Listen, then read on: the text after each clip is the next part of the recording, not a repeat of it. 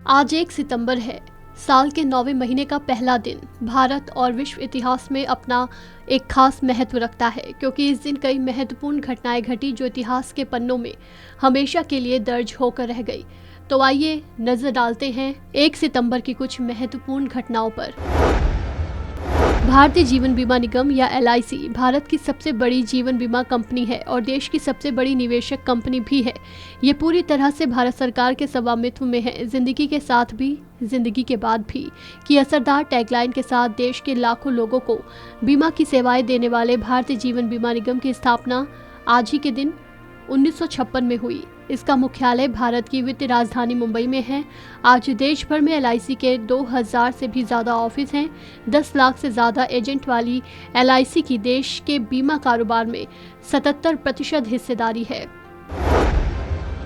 भारत के पूर्व राष्ट्रपति प्रणब मुखर्जी का दिल्ली में पूरे राजकीय सम्मान के साथ अंतिम संस्कार किया गया।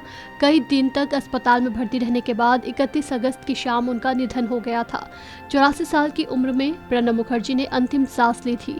प्रणब मुखर्जी साल 2012 में देश के राष्ट्रपति बने थे। 2017 तक वो राष्ट्रपति रहे। साल 2019 में उन्हें भारत रत्न से सम्मानित किया गया था।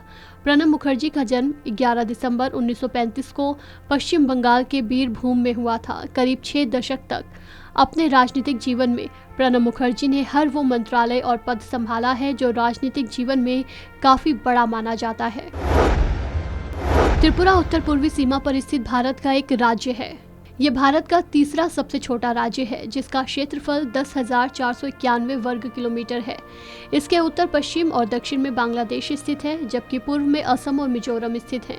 अगरतला त्रिपुरा की राजधानी है। 1956 में आज ही के दिन राज्यों के पुनर्गठन के बाद त्रिपुरा केंद्र शासित प्रदेश बना। फिल्म मसान का एक गाना बहुत प्रसिद्ध हुआ था।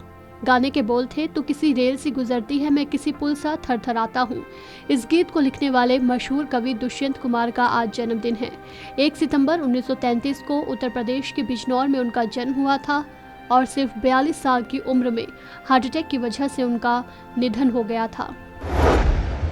पढ़ने लिखने के काम में लगे लोगों के लिए शब्दकोश या डिक्शनरी का प्रयोग अनिवार्य है और शब्दकोश को तैयार करना अपने काम में बहुत मुश्किल काम माना जाता है। भारत में शब्दकोश का जिक्र आते ही फादर कामिल बुल्के का नाम जहन में आता है। प्रसिद्ध साहित्यकार फादर बुल्के का जन्म 1 सितंबर को ही हुआ था। बेल्जियम में 1 सितंबर 1909 को पैदा हुए फादर बुल्के ने 1950 में भारत की नागरिकता ली थी। हिंदी की अप्रतिम सेवा के लिए उन्हें 1974 में देश का तीसरा सर्वोच्च सम्मान पद्म भूषण तक से नवाजा गया। इस खबर में फिलहाल इतना ही। तमाम अपडेट्स के लिए बने रहिए वन इंडिया के साथ।